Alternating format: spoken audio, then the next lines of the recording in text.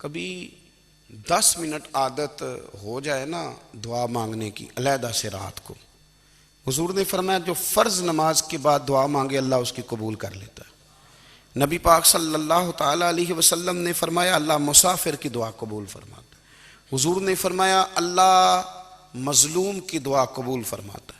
حضور نے فرمایا بیمار سے دعا کراؤ اللہ اس کی دعا قبول فرماتا ہے۔ میرے نبی پاک نے فرمایا ماں باپ جب بھی اولاد کے لیے ہاتھ اٹھائیں، ویسے تے بلے شاہ تو آسمانی اڑ دیا ہی پھڑ دیں، جڑا گھر بیٹھا انہوں بڑھیا ہی نہیں۔ حضور فرمانے لگے ماں باپ جب بھی اولاد کے لیے دعا فرمائیں اللہ ان کی دعا کو قبول کرتا ہے۔ آپ اپنا تعلق بنائیں دعا کے ساتھ، عبادت کے ساتھ، مصلی کے ساتھ رشتہ بنائیں، استغفار پڑھیں۔ صلاح الدین ایوبی صلیبی جنگوں میں تھے، رات کو مسجد اقصیٰ میں نماز پڑھی تو پریشان تھے۔ ایک بزرگ سے ملاقات ہوئی تو وہ کہنے لگے کہ آپ بڑے پریشان ہیں۔ کہنے لگے حضور پریشان اس لیے ہوں کہ پہلے ہی مسلمان کمزور ہے، اب میں نے سنا ہے دشمن کا ایک بحری بیڑا وہ جنگی سامان سے بھرا ہوا آ رہا ہے، تو اب ان کے پاس اور تلواریں اور نیزے آ جائیں گے، مسلمانوں کے پاس پہلے ہی وسائل کی کمی ہے، پریشان ہوں کس طرح کر کے مقابلہ کریں گے۔ یہ بات کہتے ہی صلاح الدین ایوبی نے بزرگوں سے کہا حضور آپ بھی دعا کرنا، دعا کی بڑی طاقت ہے۔ میرے نبی پاک نے فرمایا دعا مومن کا ہتھیار ہے، دعا مومن کا حضور نے فرمایا تقدیر کو سوائے دعا کے کوئی چیز نہیں بدل سکتی۔ دعا مومن کا ہتھیار ہے، یہ کافر کے پاس کوئی نہیں، یہ ہتھیار ہے مومن کا۔ اللہ کرے آپ کو سمجھ آئے، پھر سنیں کئی بار کہہ چکا ہوں یہ ہتھیار ہے۔ کافر کے مقابلے میں جو تیرے پاس سب سے بڑا ہتھیار ہے وہ دعا ہے۔ دعائیں کرانی چھوڑ دی، کرنی چھوڑ دی، لینی چھوڑ دی۔ حضرت سیدنا انس بن مالک رضی اللہ تعالیٰ عنہ فرمایا کرتے تھے میں نے وہ رنگ دیکھا ہے جب حضور دعا مانگتے تھے اور حضور کی مقدس آنکھوں میں آنسو بھی ساتھ ہی بہا کرتے تھے، میں نے وہ انداز دیکھا ہے۔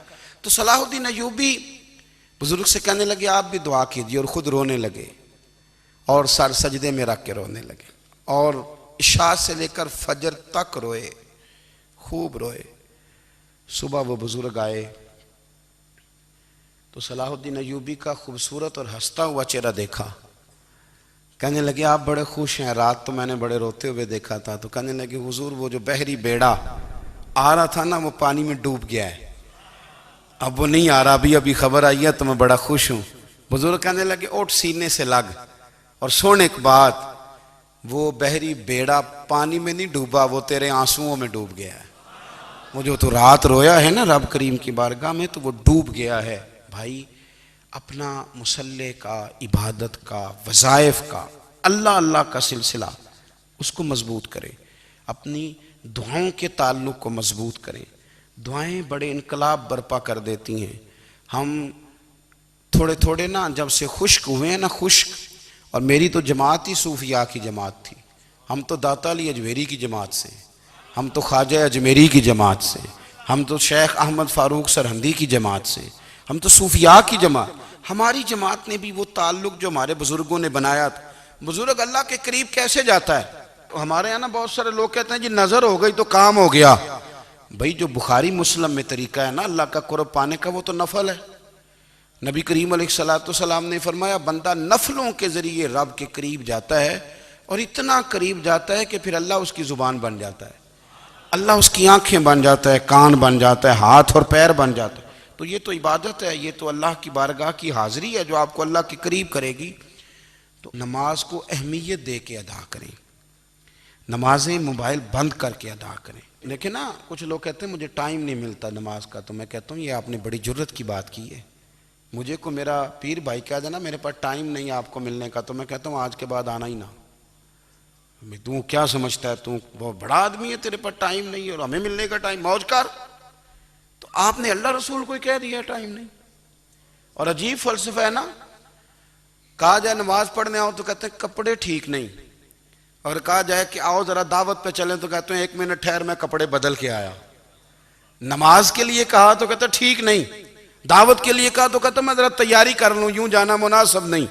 یہ معاملہ ٹھیک نہیں۔ رب تو فرماتا ہے کہ جب تو مسجد میں آ تو زینت اختیار کر کے آ، خوب ذوق سے دعا مانگیں، خوب شوق سے نماز پڑھیں، خوب استغفار کا مزاج بنائیں۔ آپ لوگوں کے بیچ رہ کے سکھ حاصل کرنا چاہتے ہیں، لیکن آپ کو پتہ ہے کئی مہینے غار حرا میں رہنا بھی مدینے والے محبوب کا طریقہ ہے۔ ہر سال اعتکاف بیٹھنا الگ سے، یہ بھی حضور کا طریقہ ہے۔